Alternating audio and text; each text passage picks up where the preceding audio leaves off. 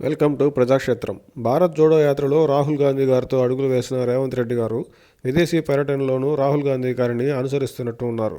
రాహుల్ గాంధీ గారు ఎప్పుడు విదేశీ పర్యటనలు చేసినా ఆ పర్యటన ద్వారా ఆయనకు కానీ కాంగ్రెస్ పార్టీకి కానీ వచ్చే లాభం కంటే జరిగే నష్టమే ఎక్కువ. అందుకు కారణం కూడా రాహుల్ గాంధీ గారే.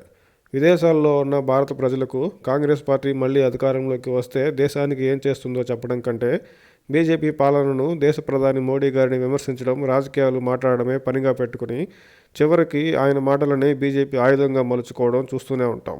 తెలంగాణ ముఖ్యమంత్రి హోదాలో రేవంత్ రెడ్డి గారు చేస్తున్న విదేశీ పర్యటనలో ఆయన కూడా రాహుల్ గాంధీ గారి వలె రాజకీయాలు, బీఆర్ఎస్ నాయకులపై పరుషమైన విమర్శలు చేసిన రేవంత్ రెడ్డి గారు తిరిగి అదే రకమైన విమర్శలను ఎదుర్కొంటున్నారు.